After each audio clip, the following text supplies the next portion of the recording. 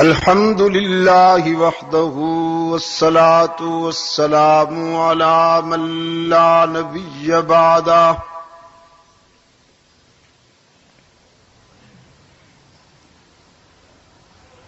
وعلى آله وأصحابه الذين أوفوا عهده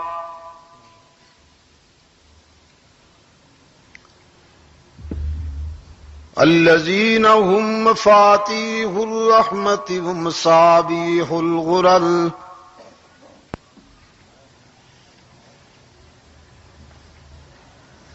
أعوذ بالله من الشيطان الرجيم بسم الله الرحمن الرحيم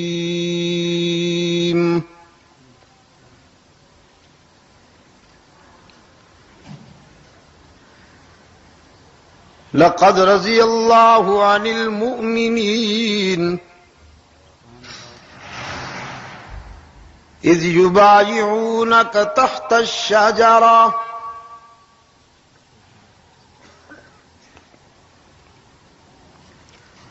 فعلم ما في قلوبهم فأنزل السكينة عليهم فأصابهم فتحا قريبا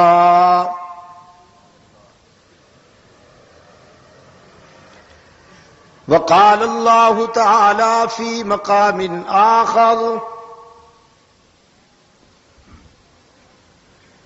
وجاهدوا في الله حق جهاده هو اجتباكم وما جعل عليكم في الدين من حرج ملة أبيكم إبراهيم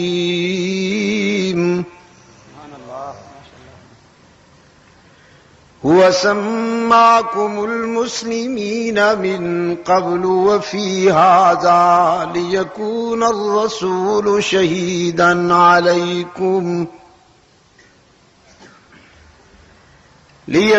الرسول شهيدا عليكم وتكونوا شهداء على الناس أقيموا الصلاة وآتوا الزكاة واعتصموا بالله هو مولاكم فنعم المولى ونعم النصير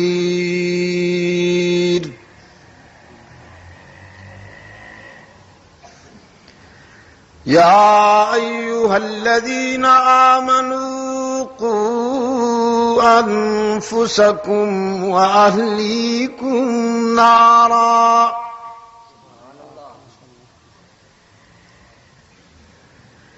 وقودها الناس والحجارة عليها ملائكة غلاظ شداد لا يعصون الله ما أمرهم ويفعلون ما يؤمرون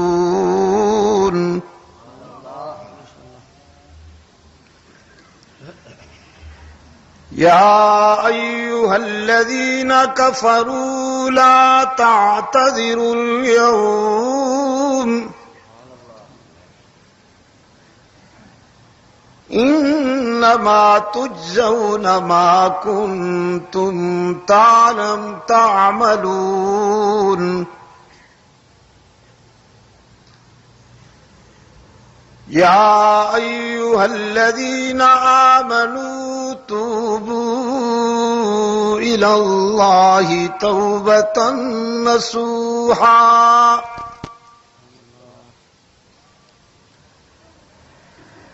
عسى ربكم أن يكفر عنكم سيئاتكم ويدخلكم جنات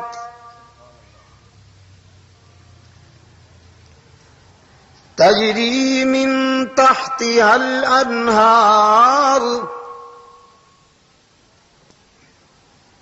یوم لا یخزی اللہ النبی والذین آمنوا معه نورهم يسعى بين أيديهم وبأيمانهم يقولون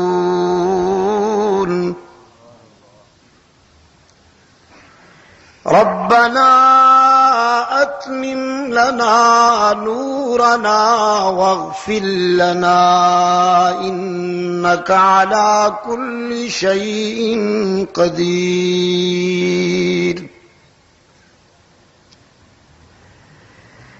يا أيها النبي جاهد الكفار والمنافقين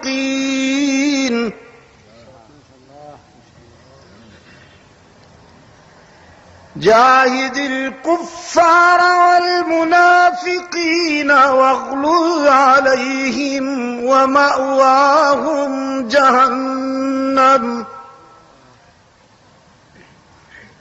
وبئس المصير ضرب الله مثلا للذين كفروا امرأة نوح وامرأة لوط كانتا تحت عبدين من عبادنا صالحين فخانتاهما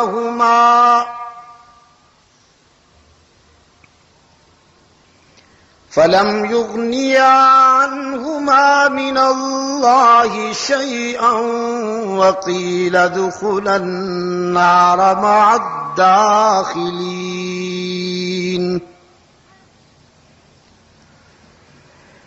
وضرب الله مثلا للذين آمنوا امرأة فرعون إذ قالت رب ابن لي عندك بيتا في الجنة ونجني من فرعون وعمله ونجني من القوم الظالمين ومريم ابنة عمران التي أحصنت فرجها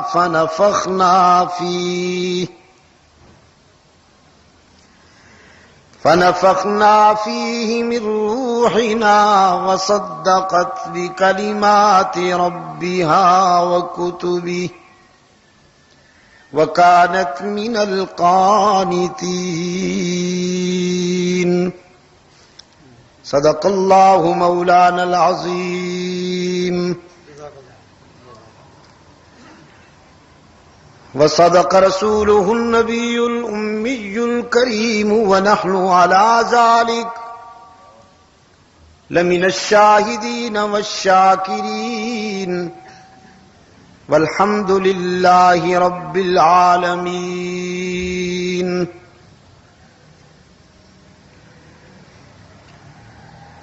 صدر اجلاس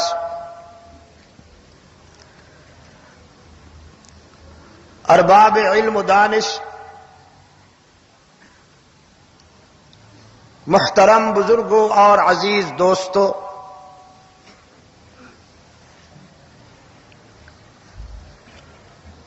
آج 20 اگست 1987 ہم یہاں پشاور میں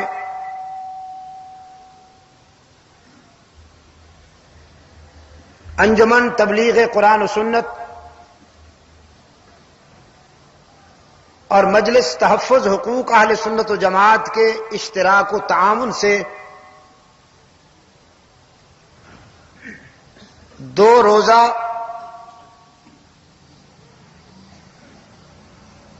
ذوالنورین کانفرنس کے پہلے اجلاس سے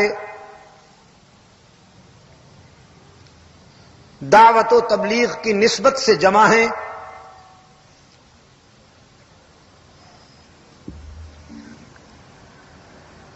یہ پروگرام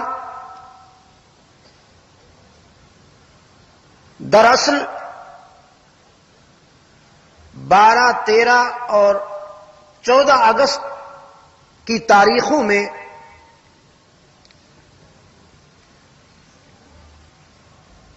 ہمارے مشورے میں طے پایا تھا،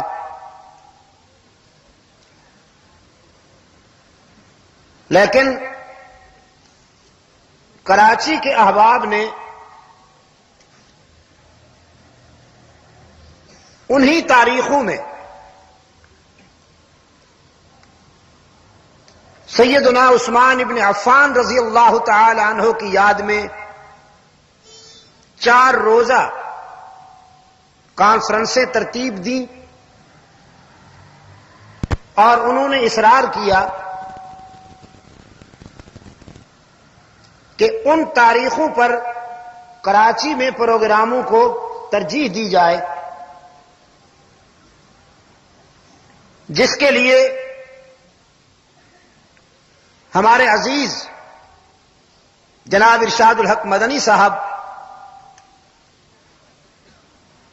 جو یہاں پشاور کی انجمن تبلیغ قرآن و سنت کی روح رواں ہیں اور جن کی جدوجہد ہم سب کے لیے موجب اطمینان و مسرت ہے، انہوں نے اس ترمیم پر اتفاق کرتے ہوئے 20-21 اگست کے لیے پشاور کے پروگرام ترتیب دیے ہیں، جس میں ہم اور آپ اللہ کے فضل و کرم سے جمع ہیں۔ صوبہ سندھ کے کنوینر مجلس تحفظ حقوق اہل سنت و جماعت کے جناب حاجی عبدالستار میمن صاحب کراچی سے بطور خاص پشاور میرے ساتھ تشریف لائے ہیں تاکہ وہ آپ حضرات کا شکریہ ادا کر سکیں کہ آپ نے کراچی کے پروگراموں کے لیے وہ تاریخیں مرحمت فرمائیں۔ بحمد اللہ تعالی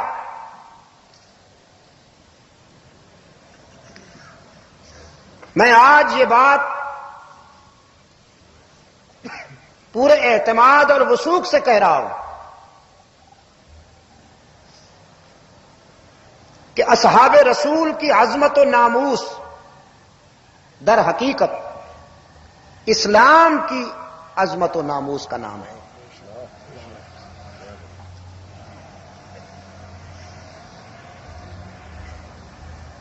عصر حاضر کا مسلمان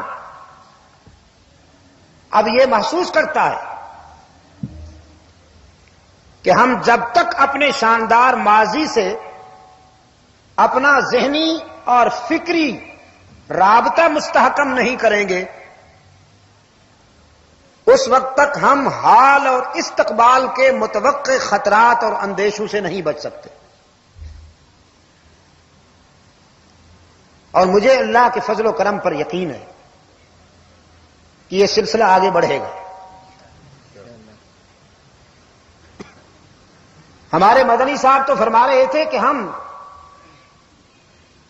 اپنی بات جو سراسر ملک و ملت کی فلاح اور ملک و ملت کی بقا سے متعلق ہے، تعمیری بات ہے، اسے منوانے کے لیے ہر قربانی دینے کے لیے تیار ہے، لیکن میں انہیں وثوق سے کہتا ہوں کہ آپ اپنا کام جاری رکھیں، تعمیر وطن کرتے جائیے، انشاءاللہ اس سرزمین پر جماعت رسول کے کردار کو معیار حق و صداقت سمجھتے ہوئے انہی کے نقش قدم پر فرزندان اسلام کو اپنی منزل حاصل کرنا ہوگی، اور وہ منزل ہے قرآن و سنت کی آئینی بالادستی۔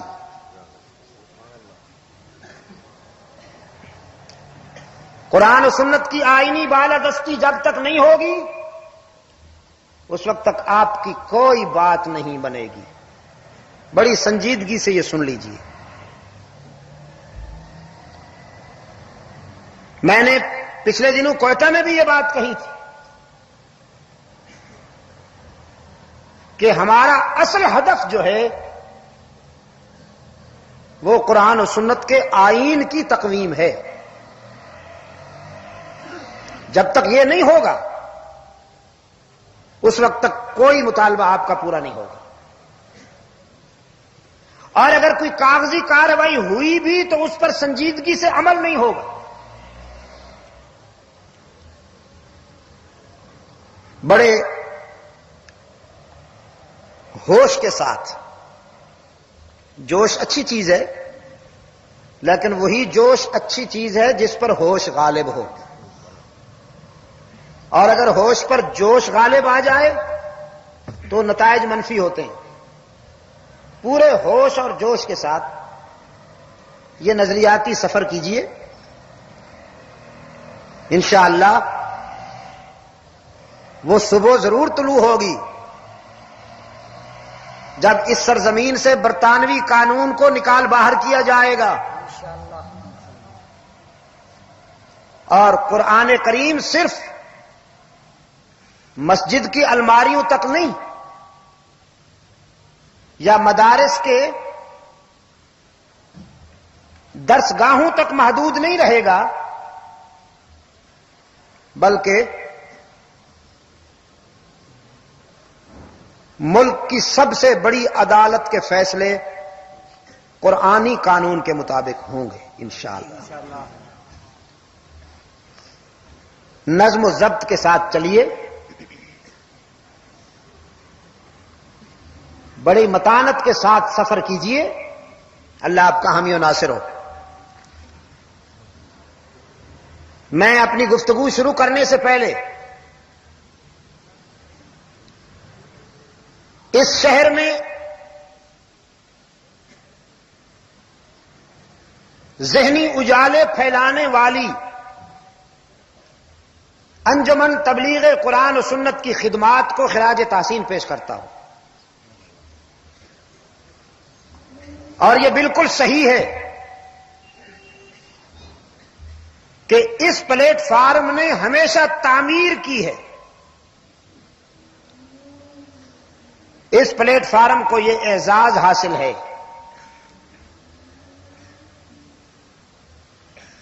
کہ اس پر برے صغیر کے علم و حکمت کے آفتاب و ماہتاب چمکتے رہے، جن کا کردار اور جن کی گفتار آنے والی نسلوں کے لیے بھی روشنی کا مینار ہے۔ میں ان نوجوانوں کو ہدیہ تبریک پیش کرتا ہوں دل کی گہرائیوں سے کہ جنہوں نے اپنے اسلاف کی امانت کو سنبھال لیا، آپ کے وہ بڑے کہ جنہوں نے آپ کو یہ راستہ دیا اور خود قبرستان میں سو گئے، آج ان کی روحیں میں سمجھتا ہوں کہ عالم برزخ میں مسرور ہوں گی کہ آپ نے ان کی امانت کو ضائع نہیں کیا۔ انجمن تبلیغ قرآن و سنت کے پلیٹ فارم سے قال اللہ اور قال رسول کی صدائیں بلند ہو رہی ہیں۔ رہی پابندیوں کی بات، تو اس پر آپ کو ناراض نہیں ہونا چاہیے۔ آپ اپنا کام کرتے جائیے، ہمارے دوست اپنا کام کرتے جائیں گے۔ خطرے کی بات تو جب ہے نا کہ ہم ڈرنے لگے، جب ہم ان کے اس تکلف کو محسوس ہی نہیں کرتے، ہم حاضر ہو جاتے ہیں اور ہمارے حاضری پر وہ بھی محسوس نہیں کرتے۔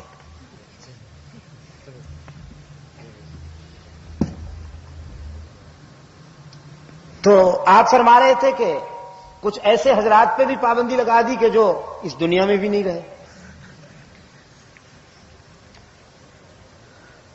تو میں نے کہا ان حضرات کو یہ کب پتا ہے کہ دنیا میں کون ہے اور کون نہیں؟ اتنا احساس ہوتا یا اتنی خبر ہوتی تو اس طرح کے فیصلے کیوں کرتے؟ بہرحال یہ دونوں چیزیں ساتھ ساتھ چلیں گی، آئندہ بھی چلیں گی.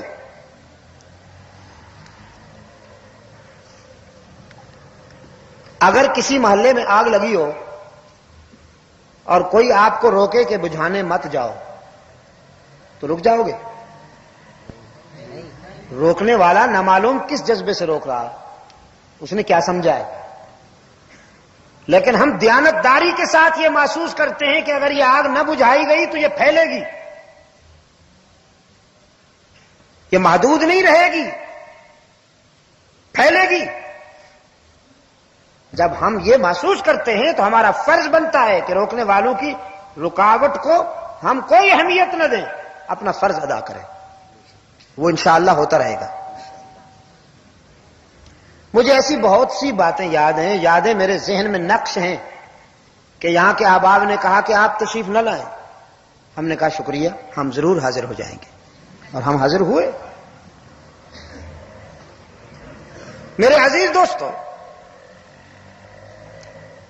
قرآن کریم کا جو حصہ میں نے آپ کے سامنے تلاوت کیا،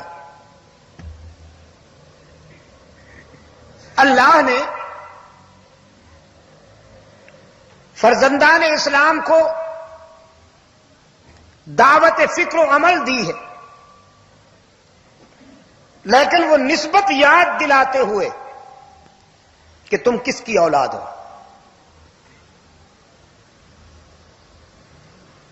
فرمایا وجاہدوا فی اللہ حق جہادی،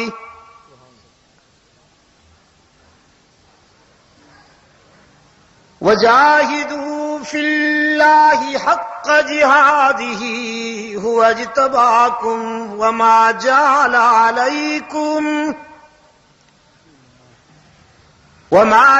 علیکم فی الدین من حرج ملت ابیکم ابراہیم.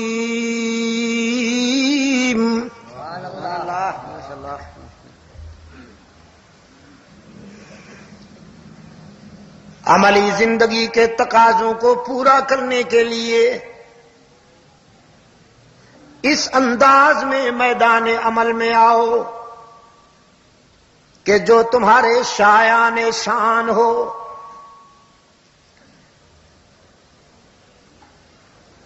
تم نے کبھی سوچا ہے کہ تم کس کی اولاد ہو؟ تمہارا باپ کون ہے؟ ملت ابیکم ابراہیم. تم ایک مجاہد باپ کی اولاد ہو، مجاور کی نہیں، مجاہد باپ کی اولاد ہو جو آستانہ پرست نہیں، خدا پرست تھا،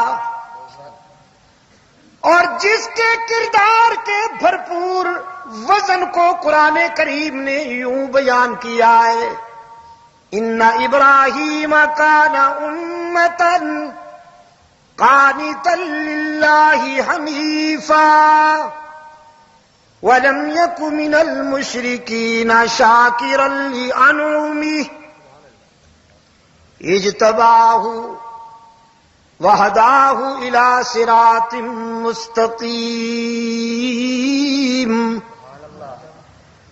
یقیناً اکیلا ابراہیم اپنے کردار، قربانی اور ایثار کے لحاظ سے اتنا وسیع العمل ہے کہ تنہا ابراہیم کی مرکزیت اور جامعیت کا مقابلہ ایک امت بھی نہیں کر سکتی. ابراہیم نے قربانی اور ایثار کی ایسی تاریخ ترتیب دی کہ وہ تنہا پوری امت نظر آتے ہیں. ان ابراہیم کان امتن،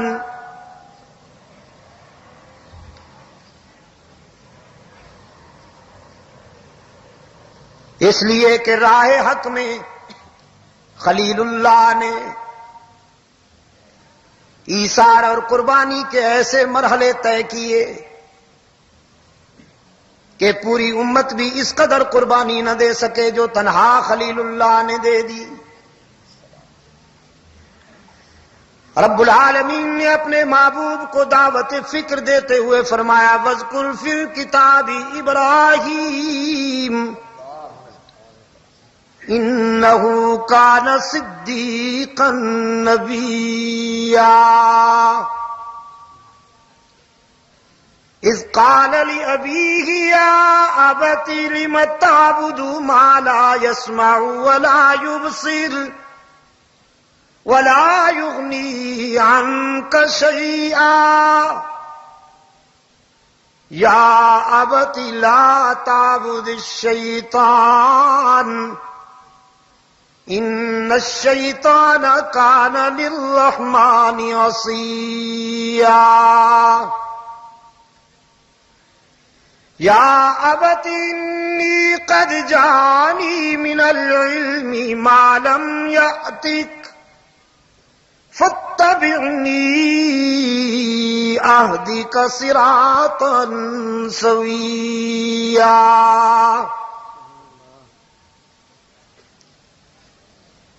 رب العالمین نے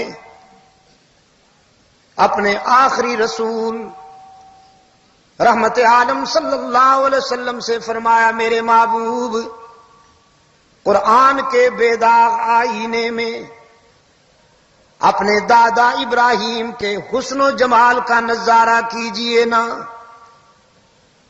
وہ ہمارا سچا دوست تھا جس نے سب سے پہلے دعوت و تبلیغ کی ابتدا کرتے ہوئے اپنے باپ کو مخاطب فرمایا. قرآن کریم نے فرمایا وَأَنذِرْ عَشِيرَتَكَ الْأَقْرَبِينَ، جہنم کی آگ سے بچانے کے لیے سب سے پہلے اپنے قریبی رشتہ داروں کو کوشش کرو کہ وہ ہلاکت سے بچ جائیں. اپنے گھر کی اصلاح کرو. سیدنا ابراہیم علیہ السلام نے داعی حق و صداقت کی حیثیت سے جب اللہ کا پیغام پہنچانا چاہا تو سب سے پہلے باپ سامنے آیا. بہت بڑا مجاور تھا سیدنا ابراہیم علیہ السلام کا باپ. اس جگہ کا کیا نام ہے جہاں ہم بیٹھے ہیں؟ گل بہار. گل بہار بڑا اچھا نام ہے.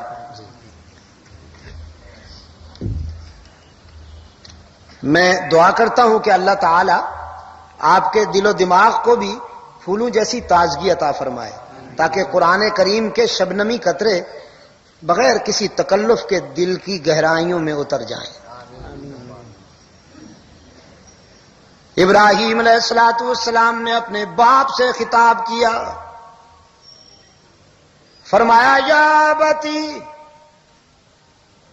لم تعبد ما لا يسمع ولا يبصر ولا يغني عنك شيئا. اے باپ تم ان کی عبادت کیوں کرتے ہو؟ تم ان کے سامنے جبین کیوں جھکاتے ہو؟ تم ان کے سامنے دامن کیوں پھیلاتے ہو؟ تم ان کے سامنے آنسو کیوں بہاتے ہو جو تمہاری بدحالی کو دیکھ بھی نہیں سکتے اور تمہاری پکار کو سن بھی نہیں سکتے؟ ما لا يسمع ولا يبصر ولا يغني عنك شيئا. پشاور کے روشن ضمیروں، یہ پرانی بیماری ہے، ذہنی بیماروں کا یہ پرانا روگ ہے کہ وہ اپنے ہاتھوں سے آستانے بناتے ہیں، چادریں چڑھاتے ہیں، پھر جھنڈیاں لہراتے ہیں، پھر اپنے ہاتھوں سے بنائے ہوئے ان ڈھانچوں کے سامنے دامن پھیلاتے ہیں، التجائیں پیش کرتے ہیں، مرادیں مانگتے ہیں، اور جب ان سے کہا جائے کہ انہیں تو تم نے اپنے ہاتھوں سے بنایا ہے، یہ تمہاری کیا حاجت روائی کریں گے، تو وہ کہتے ہیں تمہارے خیال میں یہ بے زبان ہیں لیکن یہ سن بھی رہے ہیں، ہماری باتیں سنتے بھی ہیں، ہماری مرادیں پوری بھی کرتے ہیں۔ ابراہیم علیہ السلام کے زمانہ میں بھی یہی بیماری عروج پہ تھی۔ سیدنا ابراہیم علیہ السلام نے اسی کا رد کرتے ہوئے فرمایا لم تعبد ما لا يسمع ولا يبصر ولا يغني عنك شيئا، یہ تو تمہاری بدحالی کو دیکھنے کے قابل بھی نہیں، تمہاری دعا و پکار کو سن بھی نہیں سکتے، اور تمہارے کام بھی نہیں آ سکتے۔ یہ کیا؟ اللہ کے سوا تم جتنے لوگوں کو بھی پکارتے ہو، چاہے وہ آسمان کے دامن میں چمکنے والے ستارے ہوں یا زمین پر سونے والے اللہ کے پیارے ہوں، چاہے وہ آسمان کے دامن میں چمکنے والے ستارے ہوں یا زمین میں سونے والے اللہ کے پیارے ہوں، لن يخلقوا ذبابا ولو اجتمعوا له، وہ سب مل کر بھی ایک مکھی پیدا کرنے کی پوزیشن میں بھی نہیں۔ مکھی پیدا کرنا تو بڑی بات، قرآن کہتا ہے ان یسلبهم الذباب شیئا لا یستنقذوہ من، مکھی بنانا تو بڑی بات ہے، مکھی اگر ان کے دسترخوان سے کوئی چیز لے کر چلی جائے تو یہ سارے مل کر اس مکھی سے وہ اپنی چیز چھین بھی نہیں سکتے۔ نعرہ تکبیر۔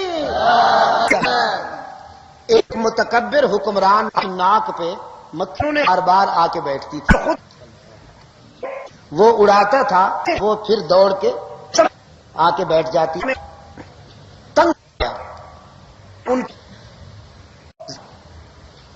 اکتا کر اپنے پاس بیٹھے ہوئے ایک روشن ضمیر سے پوچھا۔ اس دور کے حکمران اپنے پاس روشن ضمیروں کو بھی بٹھا لیا کرتے تھے، اب تو بہرحال روشن بطن قسم کے لوگ بیٹھ سکتے۔ ایک روشن ضمیر سے اس نے کہا، دیدہ ور سے کہا، بھئی یہ مکھی اگر پیدا نہ کی جاتی تو کائنات میں کون سی کمی ہو جاتی؟ میری تو سمجھ میں نہیں آتا کہ اس مکھی کو پیدا کرنے میں کون سی مصلحت ہے، اس میں کون سا فائدے کا پہلو؟ اس روشن ضمیر نے کہا یہ مکھی شاید اس لیے پیدا کی گئی ہے کہ تجھ جیسے متکبر اور فرعون صفت حکمرانوں کو یہ ناک پہ بیٹھ بیٹھ کر احساس دلائے کہ تم تو ایک مکھی پر بھی قابو نہیں پا سکتے ہو تو اللہ سے کیا ٹکراؤ گے۔ سبحان اللہ۔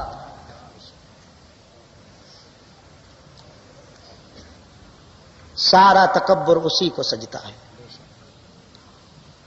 کبریائی اسی کا زیور ہے، اور کسی کو ہضم نہیں ہوتی روشن ضمیروں، پشاور کے روشن ضمیروں، اور تکبر کسی کو ہضم نہیں ہوتا۔ جس نے بھی ذرا تکبر کیا پھر ایسا سر نگوں ہوا کہ نام و نشان باقی نہ رہا۔ غرور تھا، نمود تھی، ہٹو بچو کی تھی صدا، اور آج تم سے کیا کہوں لحد کا بھی پتا نہیں۔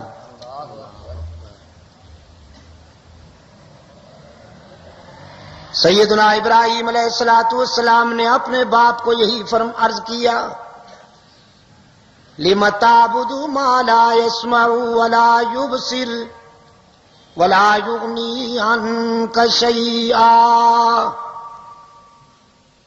یہ باپ کو کہہ رہے ہیں۔ قرآن کریم کے آئینے میں ایک باپ کی وصیت ملتی ہے جو اپنے بیٹوں کو جمع کر کے کہہ رہا ہے۔ فرمایا ام کنتم شہداء اذ حضر یعقوب الموت اذ قال لبنیہ ما تعبدون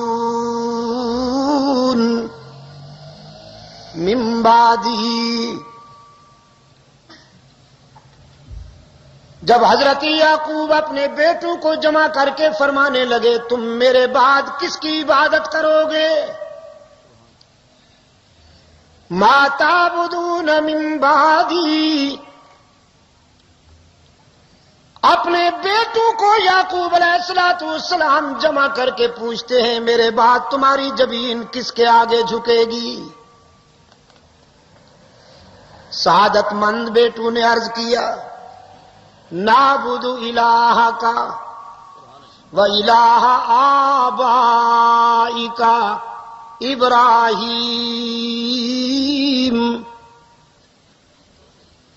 و اسماعیل و اسحاق۔ اے باپ ہم تیرے بعد اسی کی عبادت کریں گے جس کی عبادت ابراہیم کرتے رہے، اسماعیل کرتے رہے اور اسحاق۔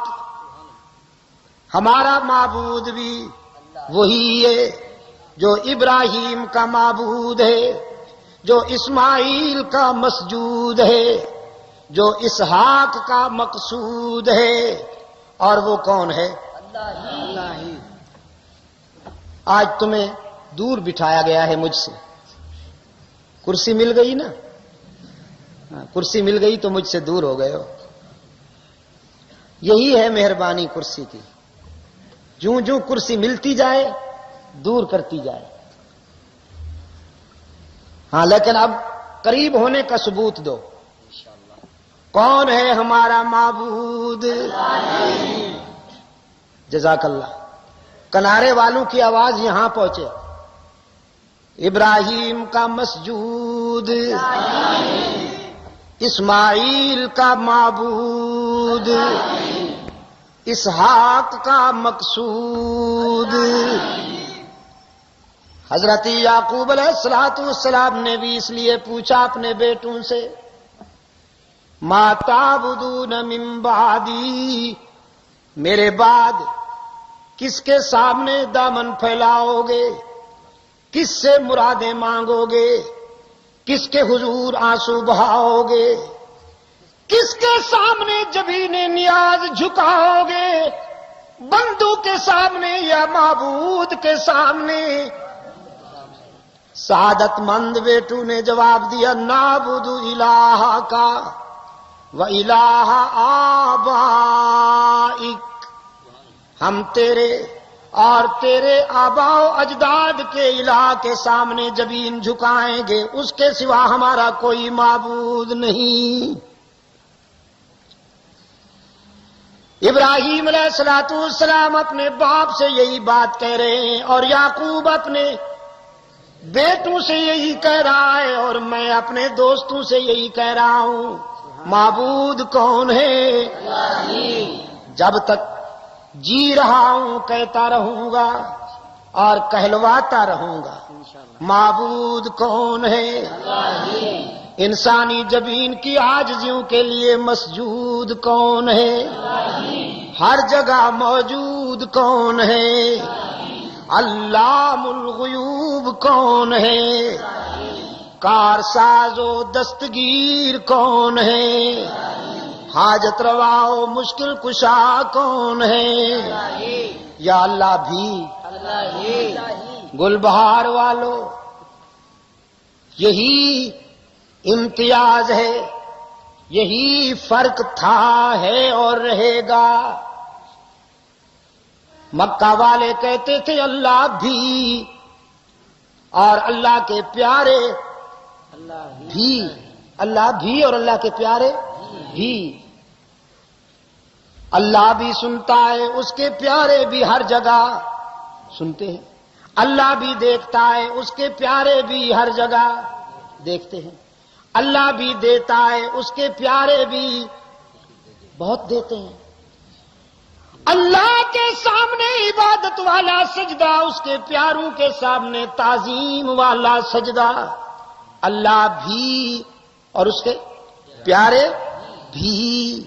رحمت عالم صلی اللہ علیہ وسلم ابراہیم کا مایہ ناز بیٹا، خلیل کا جلیل القدر فرزند، وہی بات کہی جو ابراہیم علیہ السلام نے اپنے مجاور باپ سے کہی تھی، لم تعبد ما لا يسمع ولا يبصر ولا يغني عنك شيئا۔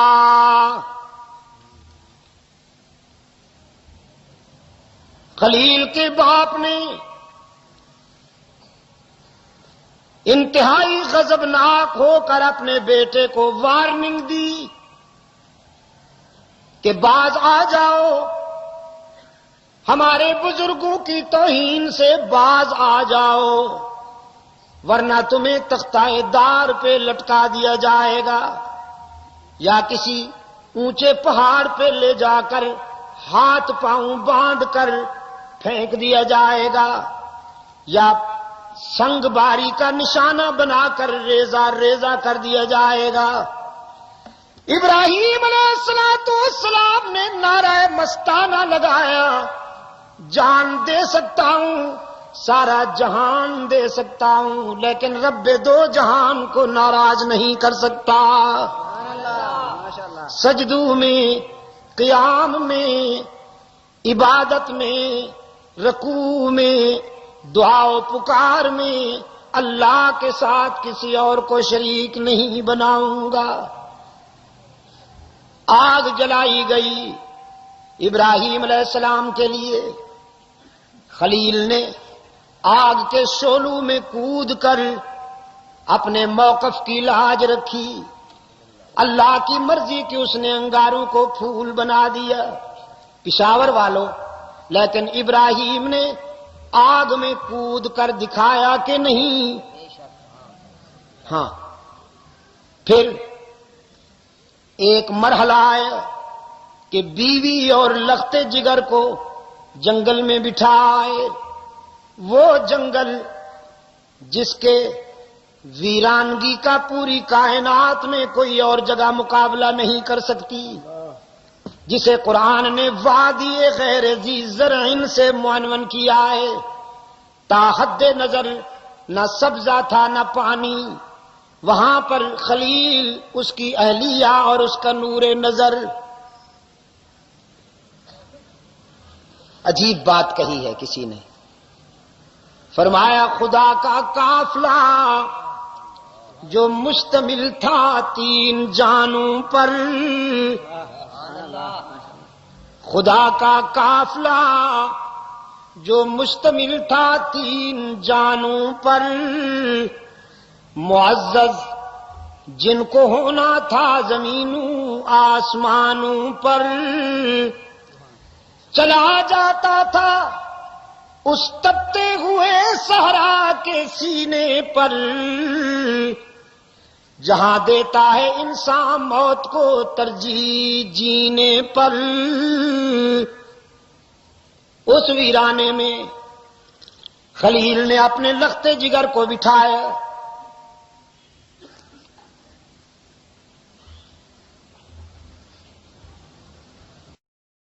انی اسکنت من ذریتی بواد غیر ذی زرع عند بیتک المحرم۔ پشاور کے دوستو، انبیاء علیہم السلام کی دعاؤں میں بالعموم اور ملت اسلامیہ کی جد امجد سیدنا ابراہیم علیہ السلام کی دعاؤں میں بالخصوص یہ انداز ہے قرآن کریم میں کہ وہ ربنا تکرار کے ساتھ کہتے ہیں، اے ہمارے داتا، اے ہمارے رب۔ پاکستان والوں نے تو بہت سے داتا بنا لیے ہیں، انبیاء علیہ السلام کا داتا کون تھا؟ اللہ ہی۔ ڈھیلے ہو جاتے ہو جب دیر سے آتا ہوں۔ انبیاء علیہ السلام کا داتا کون تھا؟ اللہ ہی۔ آپ کے کتنے داتا ہیں؟ ایک ہی۔ دیکھو پھر کچھ لوگ ناراض ہو جائیں گے۔ عجیب بات ہے بھئی، کسی کی عظمت کا اعتراف کرنے کے لیے یہ ضروری ہے کہ جو حق اللہ کا ہے وہ اسے دیا جائے؟ یہ کہاں ضروری ہے؟ قرآن کریم نے تو محبت کا ایک معیار قائم کیا ہے، اس معیار کے مطابق اگر محبت کی جائے گی تو وہ موجب رحمت ہوگی، موجب سعادت ہوگی، اور اگر اس معیار سے ہٹ کر محبت کی جائے تو وہ موجب زحمت ہوگی، موجب شقاوت ہوگی۔ وہ معیار یہ ہے کہ فرق مراتب کیجئے۔ نبی سے محبت کیجئے تو اتنا بے قابو نہ ہو جائیے کہ نبی کو خدا سے ملا دیں۔ جب ولی سے محبت کیجئے تو اتنا مبالغہ نہ کیجئے کہ ولی کو نبی سے ملا دیں۔ جیسے الطاف حسین حالی مرحوم نے کہا، نبی کو جو چاہیں خدا کر دکھائیں اور ولیوں کا رتبہ نبی سے بڑھائیں۔ یہ محبت اسلام میں گوارا نہیں ہے۔ اسلام نے فریڈم نہیں دیا، محبت کو وحی کے ضابطوں کا پابند بنایا ہے۔ جب تک محبت وحی کے ضابطوں کی پابند رہے گی موجب سعادت ہوگی، موجب رحمت ہوگی، اور جب وحی کی حدیں پھلانگ کر محبت کی جائے گی وہ موجب شقاوت ہوگی۔ اولیاء کرام سے الحمدللہ ثم الحمدللہ ہمیں بھی محبت اور تعلق ہے، اور ہمارے اس تعلق کا ثبوت یہ ہے کہ بحمدللہ ہم اسی راستے پہ چل رہے ہیں جو راستہ اولیاء کا راستہ ہے۔ میں آپ سے پوچھتا ہوں، اولیاء کرام شیدائی تھے یا حلوائی تھے؟ حلوائی تو نہیں تھے۔ یہ تو ان کی قبروں پہ بیٹھنے والوں نے ان کی قبروں کو بزنس پوائنٹ کے طور پر ایکسپلائٹ کیا، استعمال کیا۔ اللہ والوں کا یہ ذوق نہیں تھا، انہوں نے تو پوری زندگی توحید و سنت کی اشاعت میں گزار دی۔ ہم اولیاء کرام سے محبت کرتے وقت اسلامی محبت کے آداب ملحوظ رکھتے ہیں۔ جو حق اللہ کا ہے اس حق میں کسی بندے کو شریک نہیں کرتے۔ داتا کون ہے؟ اللہ ہی۔ جزاکم اللہ۔ ابراہیم علیہ السلام کی دعا میں بھی یہی روح کار فرمائے، عرض کرتے ہیں ربنا انی اسکنت من ذریتی بواد غیر ذی زرع عند بیتک المحرم ربنا لیقیموا الصلاة فاجعل أفئدة من الناس تهوی إلیہم وارزقهم من الثمرات لعلهم يشكرون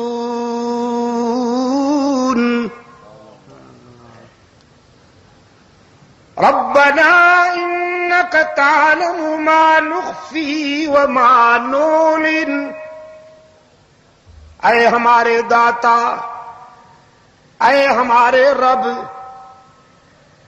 صرف تیری خوشنودی کے لیے، تیری رضامندی کے حصول کے لیے اپنی متاع قلب و جگر اس ویرانے میں چھوڑ رہا ہوں جہاں تاحد نظر سبزہ نہیں، پانی نہیں۔ الہ العالمین، میں انہیں اکیلا چھوڑ کر جا رہا ہوں، لیکن تو انہیں اکیلا نہ رہنے دیجیو، اپنے بندوں کے دلوں میں میرے بیٹے کی محبت بھر دیجیو اور انہیں رزق بھی خود پہنچائیو۔ رزق مانگتے وقت بھی میں کہا کرتا ہوں، ابراہیم علیہ السلام نے دال روٹی نہیں مانگی، وَارْزُقْهُم مِّنَ الثَّمَرَاتِ لَعَلَّهُمْ يَشْكُرُونَ۔ فروٹ مانگے ہیں اللہ سے، ثمرات مانگے ہیں۔ الہ العالمین، جب تجھ سے مانگتا ہوں تو بھرپور انداز میں کیوں نہ مانگوں، انہیں ثمرات عطا کیجئے، پھل کھلائیے۔ حیران تھی دنیا، ابراہیم علیہ السلام کہاں کھڑے ہو کر کیا مانگ رہا ہے؟ جس دھرتی میں پانی نہیں وہاں پھل کہاں پیدا ہوں گے، حدائق کیسے پیدا ہوں گے، نرسریاں کیسے لگیں گی؟ لیکن ابراہیم کا عزم اور ابراہیم کا یقین، ابراہیم کی فراست و بصیرت ان تمام باتوں کا جواب دیتے ہوئے یہ کہہ رہی تھی، دھرتی تو ویرانہ ہے جہاں میں کھڑا ہوں، وہ تو یہ چیزیں پیدا نہیں کر سکتی، لیکن جس سے مانگ رہا ہوں وہ دے سکتا ہے۔ اس کی قدرت سے اور اس کی مشیت سے یہ بات باہر نہیں۔ آج خلیل کی دعا کا شباب دیکھیے جا کے مکے میں، دنیا میں جہاں بھی کوئی پھل پیدا ہوتا ہے وہ مکے میں ضرور ملتا ہے، اور ملتا بھی گلا سڑا نہیں، تر و تازہ۔ یہاں پاکستان میں کیلا پیدا ہوتا ہے، لیکن پشاور میں آپ کو شاید کیلا تر و تازہ نہ ملے۔ مکہ میں اتنا تازہ ملتا ہے کہ جیسے وہیں سے لا کر رکھ دیا گیا ہو۔ ان میں صرف تازگی نہیں دوستو، بلکہ ذائقہ بھی عجیب ہے۔ وہ پھل کے جو مکہ میں ملتے ہیں اپنے اپنے ان ممالک میں اتنے لذیذ نہیں ہوتے جہاں وہ پیدا ہوتے ہیں، جتنے وہ مکہ میں آ کر لذیذ بن جاتے ہیں۔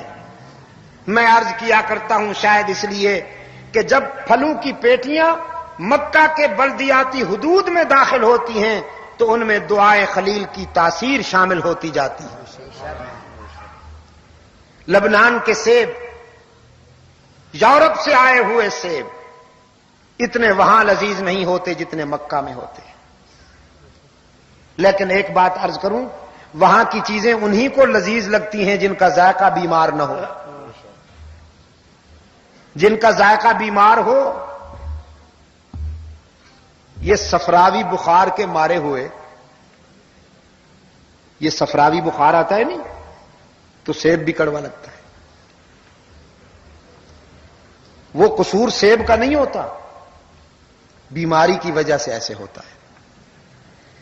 چنانچہ بہت سارے دوستوں کو وہاں کے پھل اچھے نہیں لگتے، بہت سارے دوستوں کو وہاں مقامات اچھے نہیں لگتے، کچھ وہاں جا کر مضطرب ہو جاتے ہیں، بے قرار ہو جاتے ہیں، تو پھر اللہ کا غضب ٹوٹتا ہے ان پر۔ پشاور کے دوستوں، میں ایک بات کہتا چلا جاؤں آپ سے، ہم اپنی فکر کریں گے، آپ اپنی فکر کیجئے، لیکن بیت اللہ اس کا محافظ طاقتور ہے، جس کی طاقت کا دنیا میں کوئی اور طاقت مقابلہ نہیں کر سکتی۔ آج سے ہزاروں سال پہلے ایک قوت بیت اللہ پر یلغار افغان ہوئی تھی سیاسی اہداف کا بھینٹ چڑھانے کے لیے، لیکن اسے بھی منہ کی کھانی پڑی۔ جناب عبد المطلب کو اطلاع ہوئی کہ ابرہہ کے لشکر نے آپ کے اونٹ پکڑ لیے ہیں اور شاید وہ انہیں ذبح کر کے کباب بنا کر کھا جانے والے ہیں۔ دوڑتے ہوئے آئے، ابرہہ کے لشکر کے پاس آ کر کہنے لگے، میں قریش کا سردار ہوں، رئیس ہوں، پوری قوم میرے پیچھے ہے، یہ اونٹ لا وارث نہیں ہے، آرام سے واپس دے دو ورنہ نتائج کی ذمہ داری تم پہ ہوگی۔ ابرہہ کے لشکر والوں نے سارے اونٹ واپس کر دیے. اونٹ لے کر عبد المطلب گھر میں آئے. اطلاع ملی کہ وہ تو بیت اللہ پر یلغار کرنا چاہتے ہیں. عبد المطلب نے سنا اور چپ رہے.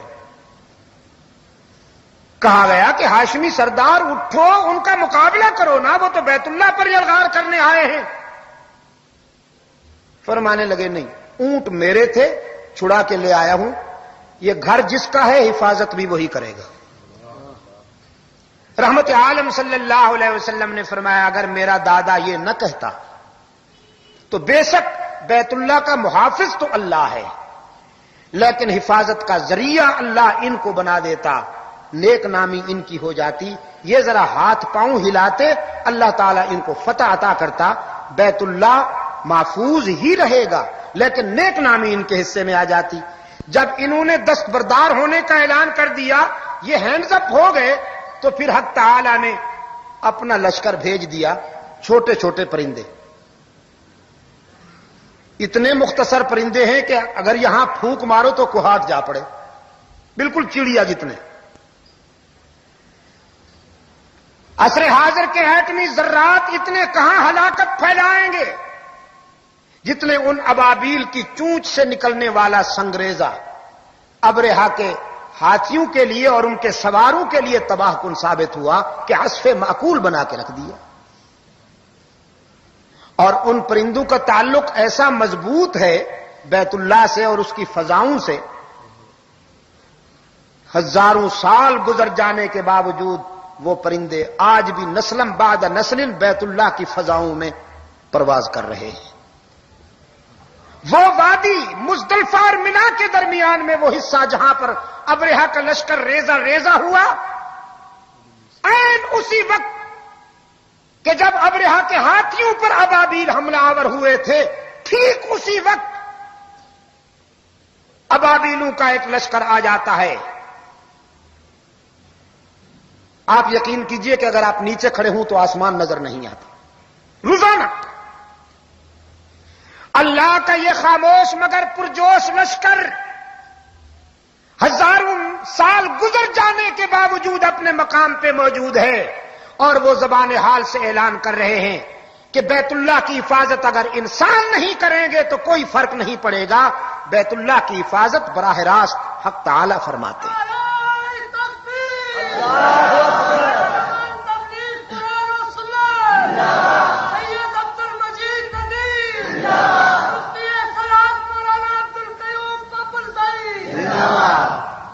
میرے عزیز دوستو، آج بھی اگر کسی کو غلط فہمی ہے تو وہ اپنی اصلاح کر لے. بیت اللہ کی حرمت و تقدیس کی حفاظت براہ راست اللہ کے ذمے ہے. اللہ ملت اسلامیہ کو بھی توفیق عطا کرے کہ وہ بیت اللہ کے دشمنوں کو ان کے منفی عزائم میں کامیاب نہ ہونے دیں. اللہ ہمیں توفیق دے. لیکن میں یہ کہہ دینا چاہتا ہوں کہ بیت اللہ کی تقدیس اور بیت اللہ کی حرمت کی حفاظت ہماری محتاج نہیں ہے. میں آپ کو یقین دلاتا ہوں کہ آج بھی بیت اللہ کی تقدیس اور اس کی حرمت ہماری حفاظت کر رہی ہے. ہم بہت سارے فتنوں سے محفوظ ہیں اس کے فیضان سے. کل اگر ابرہہ نے نظر بد ڈالنا چاہی تو اسے کچل دیا گیا. آج بھی اگر کوئی قوت بیت اللہ کی طرف تخریبی ارادوں سے قدم اٹھائے گی تو اسے کچل دیا جائے گا انشاءاللہ. میں یہ بات دو ٹوک انداز میں واضح الفاظ میں کہہ دینا چاہتا ہوں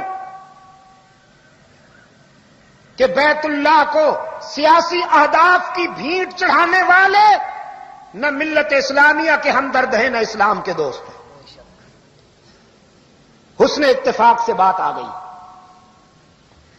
اور میں اسی مناسبت سے عرض کرتا چلا جاؤں. سیدنا عثمان ابن عفان رضی اللہ تعالی عنہ جن کی یاد میں ہم یہ پروگرام ترتیب دیے ہوئے ہیں، کہاں شہید ہوئے؟ حضرت عثمان کہاں شہید کیے گئے؟ ہاں اونچی آواز سے بولو۔ مدینہ طیبہ میں۔ مدینہ طیبہ حرم نبوی ہے نا؟ حرم نبوی ہے، حرم نبوی ہے۔ حرم نبوی پر سیاسی اہداف کو ملحوظ رکھ کے یلغار کرنے والے کون تھے؟ نہیں، میں یہ کہنا چاہتا ہوں کہ خود کو مسلمان کہلاتے تھے، مومن کہلاتے تھے یا کافر؟ خود کو مومن کہلاتے تھے۔ حرم نبوی پر سیاسی عزائم کی تکمیل کے لیے یلغار کرنے والے خود کو مومن کہلاتے تھے، لیکن ان کے پیچھے یہودیت، ان کے پیچھے یہودیوں کی سپورٹ تھی، یہودیوں کا سرمایہ تھا، یہودیوں کی دی ہوئی پالیسی تھی، یہودیوں کا دیا ہوا پروگرام تھا۔ یرموک، تبوک اور دوسرے مراحل میں فرزندان اسلام کے جاہو جلال سے ٹکرا کر صہیونی درندوں نے یہ محسوس کیا کہ مسلمانوں سے براہ راست ٹکرانا ممکن نہیں، تو پھر انہوں نے اسلام کے لبادے میں اپنے ایجنٹ مسلم برادری میں شامل کیے، جو کہلاتے تو تھے خود کو مومن، کہلاتے تو تھے خود کو مومن، تاکہ وہ مسلم برادری میں اپنی جگہ بنا سکیں، اپنی مذہبی آزادی کا حق مانگ سکیں، مسلمانوں کے ہم پلہ کھڑے ہو سکیں۔ کہلاتے تو تھے خود کو مومن، لیکن ان کی شقاوت اور بدبختی کا یہ عالم تھا کہ وہ حرم نبوی پر یلغار کر کے آئے۔ انہیں مسجد نبوی سے حیا نہ آئی، انہیں مصلی رسول سے حیا نہ آئی، اس سرزمین سے حیا نہ آئی جس سرزمین پر رحمت للعالمین کے قدم لگتے تھے۔ حضرت عثمان رضی اللہ تعالی عنہ پر انہوں نے پانی بند کیا، آب و دانہ بند کیا، مرکز خلافت پر ان تخریب کاروں نے یلغار کی، اور بالآخر امیر المومنین شہید کر دیے گئے۔ یہ تفصیل تو میں اگلی نشست میں بتاؤں گا۔ میں یہ عرض کرنا چاہتا تھا کہ جو آج سے 1400 سال پہلے حرم نبوی پر یلغار کر کے آئے تھے سیاسی اہداف کو ملحوظ رکھتے ہوئے، میں آپ سے پوچھتا ہوں وہ اسلام کے دوست تھے؟ وہ اسلام کے دشمن تھے، مسلمانوں کے دشمن تھے، جن کی ثقافت کی بھیٹ چڑھ گئے امیر المومنین۔ تو جو لوگ آج سیاسی اہداف کو سامنے رکھ کر حرم بیت اللہ پر یلغار کریں، وہ اسی ٹولے سے تعلق رکھتے ہیں، انہیں نہ مسلمانوں سے کوئی ہمدردی ہے نہ اسلام سے ہمدردی ہے۔ جس طرح وہ یہودیت کے ایجنٹ تھے، یہ بھی یہودیت کے ایجنٹ ہیں۔ لیکن اللہ کی عظمت پہ قربان جاؤں، اس قادر مطلق کی مشیت پہ قربان جاؤں، وہ اپنی قدرت کے کرشمے دکھاتا ہے نا۔ اس نے آج سے ہزاروں سال پہلے بھی اور آج بھی دنیا پہ واضح کر دیا۔ سن 79 میں کچھ لوگوں نے بیت اللہ پر یلغار کی، مجھے افسوس ہے ان لوگوں کے انداز فکر پر جو یہ کہتے ہیں کہ صاحب وہ تو بڑے نیک لوگ تھے، ان کی تو لمبی لمبی داڑیاں تھیں۔ ان کمبختوں سے کوئی پوچھے کہ یہ لمبی داڑھی کا ہونا نیکی کی دلیل کب سے بن گیا؟ معذرت کے ساتھ میں جملہ کہا کرتا ہوں، اسلام میں داڑھی ہے لیکن داڑھی میں تو اسلام نہیں ہے۔ اسلام میں داڑھی ہے، سنت سنت انبیاء ہے، صرف سنت نبی نہیں، سنت انبیاء ہے، سنت رسول ہے. تمام انبیاء علیہ الصلوۃ والسلام نے داڑھی رکھی ہے، تمام رسولوں نے داڑھی اپنائی ہے، یہ سنت الانبیاء ہے، یہ بالکل صحیح ہے. لیکن اس کے معنی یہ نہیں ہے کہ جو بھی شیو نہ کرے وہ نیک بن جائے. آج کل اکثر بدبخت انگریز بھی نشے میں پڑے رہتے ہیں، انہیں شیو کی ہوش ہی نہیں رہتی. ان کے بال بڑے ہوئے ہوتے ہیں کہ نہیں ہوتے؟ تو پھر یہ سارے ولی اللہ پھرتے ہیں مال روڈ پر. اور ہمارے مسلمان بھائی ماشاءاللہ اونچی فیملی سے تعلق رکھنے والے، انہوں نے جو دیکھا کہ یہ چرس پی کر، ہیروئن پی کر کمبخت گوری چمڑی والا پڑا رہتا ہے، ہفتوں تک اسے ہوش ہی نہیں، شیو بڑھ گئی، انہوں نے اسی کو حسن سمجھ لیا، انہوں نے بھی جانے دیا. حسن نہیں سمجھا تو رسول کی ادا کو نہیں سمجھا، لیکن انگریز کے گوری چمڑی والے کے اس بے ہوشی کو بھی ہوش سمجھ لیا، ان کے اس جنون کو بھی خرد سمجھ لیا، اپنا لی وہ بات. تو ان بدبختوں نے سن 79 میں جب بیت اللہ پر یلغار کی تو رسوا ہوئے کہ نہ ہوئے؟ اس قدر رسوا ہوئے کہ ان کی رسوائی مثال بن گئی ہے، آنے والی نسلیں یاد رکھیں گی. بیت اللہ کا جو تحتانی حصہ ہے انڈر گراؤنڈ، وہاں انہوں نے مورچے لگا رکھے تھے.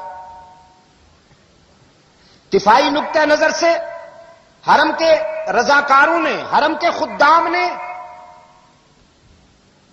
پانی چھوڑا اور پھر اس میں کرنٹ، وہ وہیں ٹھنڈے ہو گئے. تو پھر وہیں رہنے دیا انہیں. ایک عرصہ تک اس تحتانی حصے کی صفائی ہوتی رہی. جی، ارکے گلاب سے دھویا جاتا رہا اسے، کئی مہینوں تک اسے دھویا جاتا رہا ارکے گلاب سے. پھر خس کے، عطر کے ڈرم منگوائے گئے بڑے صغیر سے، وہ عطر ملا جاتا رہا ایک عرصے تک. تب جا کے بحمداللہ تعالی وہ دیواریں بھی مہک اٹھی، وہ فضائیں بھی مہک اٹھی حسب سابق. تو اس گھر پہ جو بھی نگاہ بد ڈالے گا اس کا انجام خراب ہوگا. آپ کو فکر کرنے کی کوئی ضرورت نہیں، آپ اپنی فکر کیجئے، بیت اللہ کی فکر کرنے کی کوئی ضرورت نہیں. انشاءاللہ اس کے خلاف جو بھی طاقت آئے گی تنکو کی طرح خس و خاشاک بن کر اڑ جائے گی انشاءاللہ. میرے عزیز دوستو، براہیمی ملت کے ہر فرد کے لیے سیدنا ابراہیم علیہ الصلوۃ والسلام کا کردار حجت تھا، حجت ہے اور حجت رہے گا. قربانی شرط اول ہے عشق و مستی کے سفر میں. جس کو ہو جان و دل عزیز ان کی گلی میں جائے کیوں،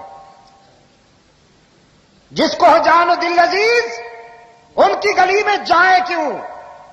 اس راستے میں عشق و مستی کے سفر میں جو بھی آئے گا اسے قربانی دینا ہوگی، نقد جان دینا ہوگی. اور عثمان تو قربانی کی پہچان ہے انبیاء کے بعد. پشاور کے روشن ضمیر و انبیاء اور رسول کے بعد عثمان ذوالنورین کی مظلومیت کا دنیا میں کوئی مقابلہ نہیں کر سکتا. ایک سوچے سمجھے پروگرام کے تحت سیدنا عثمان رضی اللہ تعالی عنہ کی مظلومیت کو پسنداز کرنے کے لیے بہت سارے افسانے گھڑے گئے، لیکن یہ وہ صداقتیں ہیں عزیز دوستوں کہ جنہیں جھٹلانا ممکن نہیں.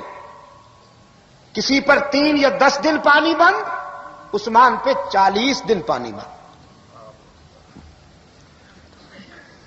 اپنی حیات مستعار کے آخری لمحات میں مکان کی چھت پہ آئے، آخری جمعہ پڑھایا، منافقین کی سنگباری میں سر سے پاؤں تک زخمی ہو گئے اور لہو لہان ہو گئے. مسجد نبوی میں اللہ کے حضور ہاتھ اٹھا کر عرض کیا الہ العالمین، تو دیکھ رہا ہے کہ تیرے بندے میرے ساتھ کیا سلوک کر رہے ہیں، لیکن میں اتمام حجت کے طور پر تیرے محبوب کے مصلے تک پہنچا ہوں، اور اب تو دیکھ رہا ہے کہ یہ گوارا نہیں کرتے کہ میں یہاں آؤں۔ اپنے مکان کی چھت پر مفسدین سے خطاب کرتے ہوئے فرمایا 3 باتوں سے کسی کی جان لینا اسلام میں جائز ہے۔ ایک وہ کہ جو زنا کا مرتکب ہوا ہو، شادی شدہ ہو، زنا کا مرتکب ہوا ہو تو اسے رجم کیا جائے، سنسار کیا جائے۔ دوسرا وہ کہ جس نے کسی کو عمدن قتل کیا ہو تو وہ اس کے عوض قتل ہو۔ تیسرا وہ کہ جو مرتد ہو جائے، ارتداد کی سزا بھی قتل۔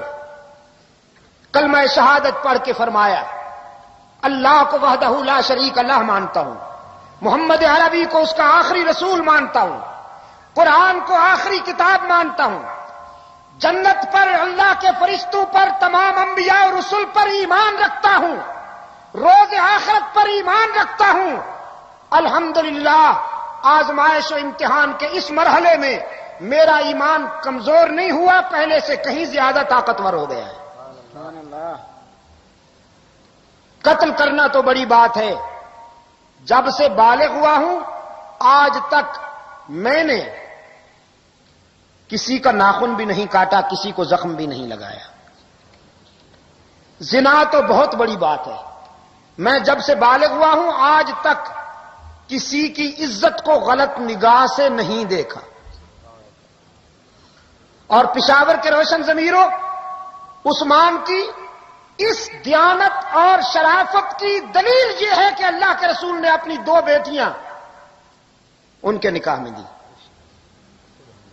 بیٹی کس کو دی جاتی ہے یہ کسی باپ سے پوچھئے جس کو اللہ نے بیٹی دی ہو۔ رسول اکرم صلی اللہ علیہ وسلم نے اپنی رقیہ دی، ان کا انتقال ہوا تو اپنی دوسری بیٹی ام کلثوم دی، ان کا انتقال ہوا تو فرمایا عثمان اللہ نے اور بھی بیٹیاں دی ہوتی تو میں وہ بھی یکے بعد دیگرے تیرے نکاح میں دے کر خوشی محسوس کرتا۔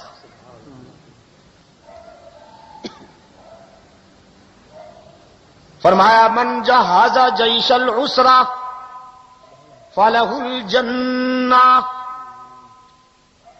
اللہ کے رسول صلی اللہ علیہ وسلم نے فرمایا تھا جیش عسرہ کی تجہیز میں، غزوہ تبوک کے مالی تقاضوں کی تکمیل میں جو شخص نمایاں حصہ لے گا میں اس کے لیے جنت کی بشارت سناتا ہوں۔ عثمان رضی اللہ تعالیٰ عنہ نے پوچھا بتاؤ غزوہ تبوک کی تیاری کے موقع پر سب سے زیادہ ایثار کس نے کیا؟ لوگوں میں سے بہت ساروں کی آوازیں بلند ہوئیں کہ آپ کے حصے میں یہ سعادت آئی۔ فرمایا وہ دن بھی تمہیں یاد ہوگا جب اللہ کے رسول صلی اللہ علیہ وسلم نے فرمایا تھا مدینہ والوں کے لیے وہ میٹھے پانی کا کنواں جو ایک یہودی کی ملکیت ہے، جو شخص خرید کرے گا اس کے لیے بھی جنت کا اعلان کرتا ہوں۔ عثمان نے یہودی کے پاس جا کر اس کنویں کی قیمت طے کی، منہ مانگے دام دے کر کنواں خرید کر بارگاہ رسالت میں آئے، اللہ کے رسول صلی اللہ علیہ وسلم کی خدمت میں عرض کیا وہ کنواں میں نے خرید کر لیا ہے۔ رحمت عالم صلی اللہ علیہ وسلم نے فرمایا عثمان جزاک اللہ، مجھے خوشی ہوئی کہ وہ کنواں آپ نے خرید کر لیا، اب وہ آپ کی ملکیت ہو گیا ہے تو میری امت کے لیے سہولت ہوگی۔ حضرت عثمان رضی اللہ تعالیٰ عنہ نے عرض کیا اللہ کے رسول وہ کنواں میں نے خرید تو کر لیا ہے لیکن ملکیت میری نہیں ہے، آج کے بعد قیامت تک کے لیے وہ کنواں میں آپ کی امت کے لیے وقف کرتا ہوں، اب وہ میری ملکیت نہیں ہے، اللہ کی ملکیت ہے۔ سبحان اللہ۔ عثمان عثمان عثمان عثمان۔ اس دن کے بعد سے آج تک مدینہ والوں کو میٹھا پانی میسر آیا۔ فرمایا نمک حلال ہو، کہلاتے بھی مومن ہو، خود کو کہلاتے بھی مومن ہو، اور آج تم نے میرے اوپر اسی کنویں کا پانی بند کیا ہے جسے خرید کر کے میں نے اس امت کے لیے وقف کیا۔ جناب عثمان رضی اللہ تعالیٰ عنہ پر اس قدر پانی کی بندش تھی کہ حضرت علی رضی اللہ تعالیٰ عنہ نے اپنے بیٹے سے کہا پانی کی مشق لے جائیے۔ منافقین نے مشق پر تیر مار مار کر سارا پانی گرا دیا ہے لیکن عثمان تک نہیں جانے دیا۔ پشاور کے روشن ضمیروں، ادھر عثمان کا حوصلہ دیکھیے، کئی دن سے پانی میسر نہیں، ہر روز روزے کی نیت کر لیتے ہیں، آخری دن جمعہ کا دن ہے، اہلیہ نے بڑی کوشش کر کے میٹھے پانی کا ایک پیالہ حاصل کیا۔ امیر المومنین حضرت عثمان رضی اللہ تعالیٰ عنہ کی خدمت میں لائیں، فرمایا میٹھا پانی ہے، نوش فرمائیے، بہت مشکلات کے بعد ہم یہاں تک لا سکے۔ حضرت عثمان نے آسمان کی طرف دیکھا تو صبح کا سویرا چمک رہا تھا، فرمانے لگے میں نے صبح ہونے سے پہلے روزے کی نیت کر لی تھی، اگرچہ کئی دنوں سے پانی نہیں ملا لیکن اب پانی تو آ گیا ہے، صبح ہو چکی ہے، اور عثمان نے اپنے رب سے روزے کا وعدہ کر لیا تھا، اب حیات یہ ہے کہ اپنی جان بچانے کے لیے رب سے کیا ہوا وعدہ توڑ دوں۔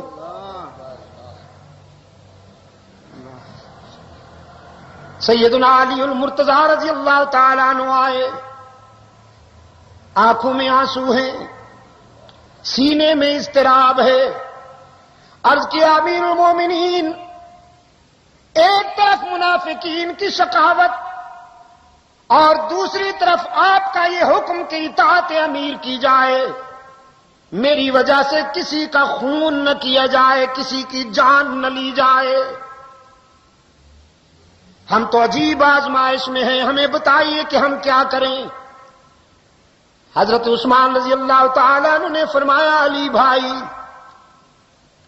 شاید آج میرے امتحان کا بھی آخری دن ہے اور تمہاری بے قراری کا بھی، آپ کے آنے سے چند لمحے پہلے غنودگی کے عالم میں مجھے اپنے آقا کی زیارت ہوئی، رحمت عالم صلی اللہ علیہ وسلم کی زیارت ہوئی، حضور نے اپنے مبارک ہاتھ میرے سینے پہ رکھا، حضرت عثمان نے فرمایا اللہ کی قسم ہے کہ اس وقت سے پیاس کی طلب ختم ہو گئی، پانی کی طلب ختم ہو گئی، ٹھنڈے پانی کا گلاس پینے سے بھی اتنا سکون کہاں مل سکتا ہے جو رحمت عالم کے ہاتھوں سے میسر آیا۔ سرکار دو عالم صلی اللہ علیہ وسلم نے میرے سینے پہ ہاتھ رکھ کے فرمایا عثمان، دو راستے ہیں، ان میں سے ایک چن لو، ایک راستہ یہ ہے کہ اگر تم کہو تو تیرے دشمنوں کے لیے دعا کروں، زمین پھٹے اور یہ غرق ہو جائیں، اور دوسرا راستہ یہ ہے کہ صبر کرو، روزہ رکھا ہوا ہے تو افطاری میرے دسترخوان پہ ہوگی برزخ میں۔ حضرت علی رضی اللہ تعالیٰ عنہ نے پوچھا پھر آپ نے کیا پسند کیا؟ فرمایا جب رسول دعوت دے تو اس دعوت کو کون ٹھکرائے؟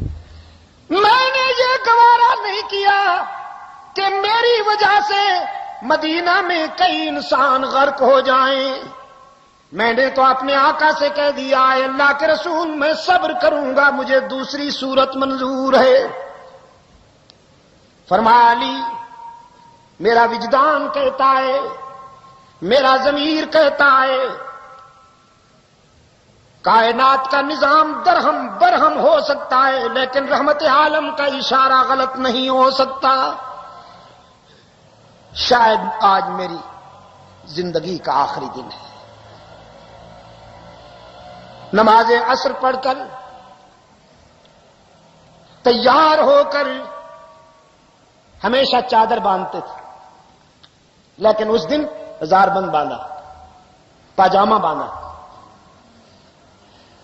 جیسا کہ اسی دن کے لیے تیار کر رکھا تھا۔ بڑی تختی والا قرآن کریم سامنے کھلا ہوا ہے۔ حضرت عثمان رضی اللہ تعالیٰ عنہ نے قرآن کریم کی تلاوت شروع کی ابتدا سے۔ ملت اسلامیہ پر یہ بھی حضرت عثمان رضی اللہ تعالیٰ عنہ کی شفقت ہے کہ قرآن کریم کو ترتیب کے ساتھ جمع کرتا ہے۔ اسی ترتیب کے مطابق تلاوت شروع کی، سورہ فاتحہ اور سورہ بقرہ کو پڑھ رہے ہیں، پہلے پارے کی آخری آیات میں پہنچے ہیں کہ منافقین کا ایک گروہ جو تقریباً 3 افراد پر مشتمل تھا، مکان کے عقبی حصے سے کودا۔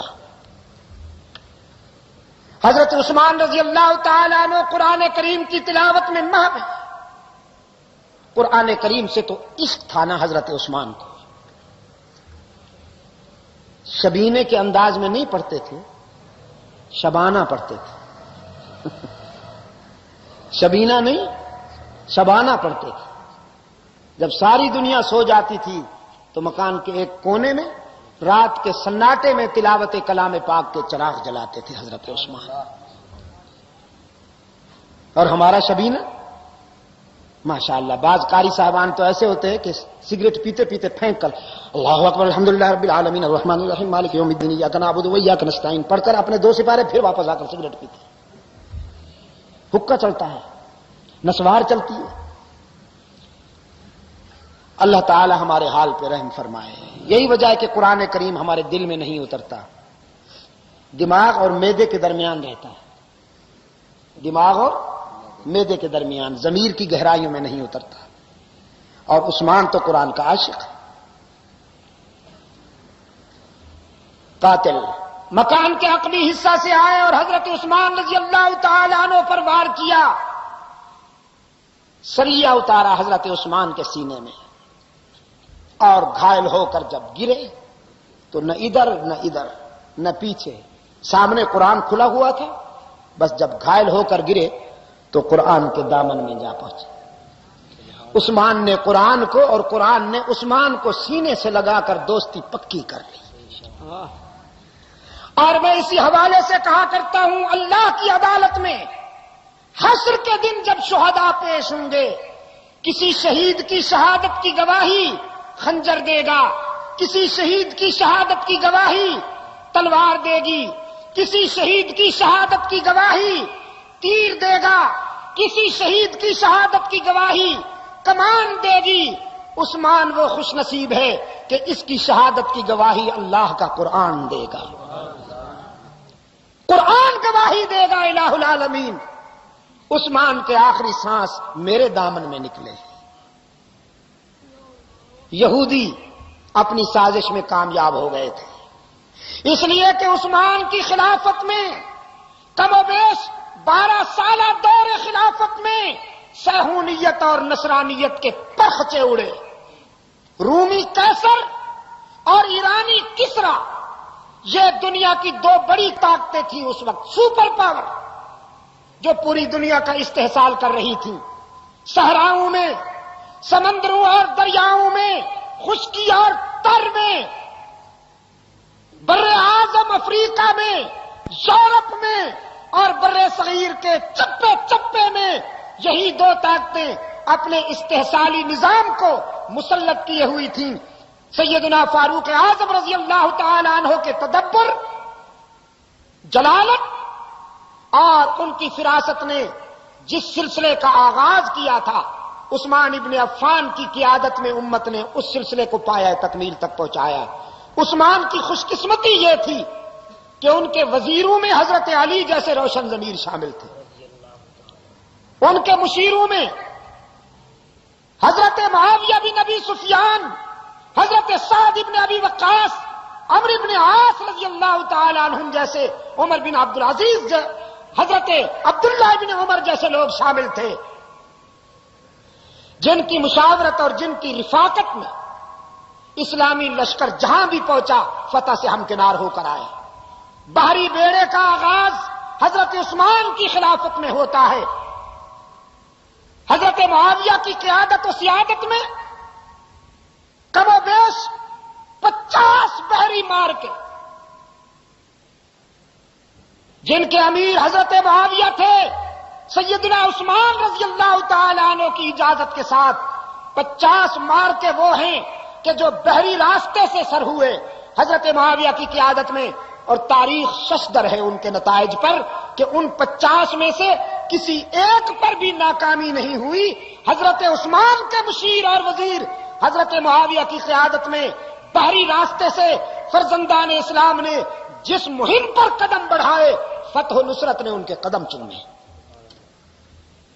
آج یہودیت کی نظر میں معاویہ گالی بنا ہوا ہے، آج صہیونی لابی سعد بن ابی وقاص کو گالی سمجھتی ہے، اس لیے کہ ان لوگوں کے کردار کی دھمک نے یہودیت کے بخیے ادھیڑ ڈالے۔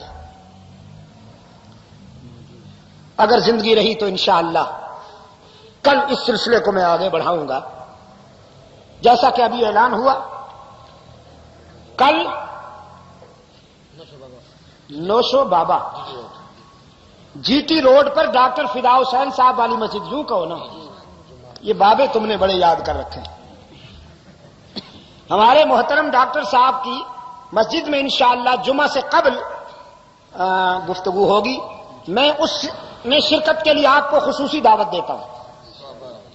کل ہم نے حضرت عثمان رضی اللہ تعالی عنہ کی خدمات اور ان کی اسلامی تاریخ میں عظمت و اہمیت کے اعتراف کے طور پر انشاءاللہ جلوس بھی نکالنا ہے، جس میں ہم سب شامل ہو کر یہ ثابت کریں گے کہ ہم سب حضرت عثمان رضی اللہ تعالی عنہ کی عظمت کے علمبردار ہیں اور ان کے ادنا رضاکار ہیں۔ اس میں شرکت کیجیے اور اپنی اخروی نجات کا ذخیرہ بنائیے۔ اور کل بعد نماز عشاء انشاءاللہ کاکشال، یہ کہاں ہے جی؟ وزیر باغ کے ساتھ کاکشال میں، وزیر باغ روڈ کاکشال میں انشاءاللہ بات ہوگی۔ بسم اللہ الرحمن الرحیم۔ اللہم صلی علی سیدنا محمد النبی الامی وعلی آلہ واصحابہ وبارک وسلم۔ ربنا آتنا فی الدنیا حسنۃ وفی الآخرۃ حسنۃ وقنا عذاب النار۔ ربنا ظلمنا انفسنا وان لم تغفر لنا وترحمنا لنکونن من الخاسرین۔ اے اللہ عالم اسلام کی مدد فرما، مسلمان جہاں کہیں مظلوم ہیں اے اللہ ان کی دستگیری فرما۔ الہ العالمین فلسطین کے مسلمانوں کو صہیونی اور نصرانی جارحیت سے نجات عطا فرما۔ اے اللہ افغانستان کے مسلمانوں کو کامیابی عطا فرما اور انہیں نظریاتی منزل عطا فرما، اپنی جد و جہد میں کامیابیوں سے ہمکنار فرما۔ بر صغیر کے مسلمانوں کو اے اللہ اپنی تائید اور حمایت سے مالا مال کرتے ہوئے طاغوتی قوتوں کے مقابلے میں فتح و کامیابی عطا فرما۔ انڈیا میں رہنے والے ہمارے دینی بھائیوں کی اے اللہ ایمان کی حفاظت فرما، جان کی حفاظت فرما، اولاد کی حفاظت فرما، عزت و آبرو کی حفاظت فرما۔ پاکستان کو اے اللہ قرآن و سنت پر مبنی آئین عطا فرما، دور خلافت راشدہ سے نسبت رکھنے والا عادلانہ طرز زندگی عطا فرما، اور اے اللہ ہمیں منافقوں سے نجات عطا فرما۔ اے اللہ منافقوں سے نجات عطا فرما، جن کے قول و عمل میں تضاد ہے، جو کہتے کچھ ہیں اور کرتے کچھ ہیں، اے اللہ ہمیں ان سے نجات عطا فرما۔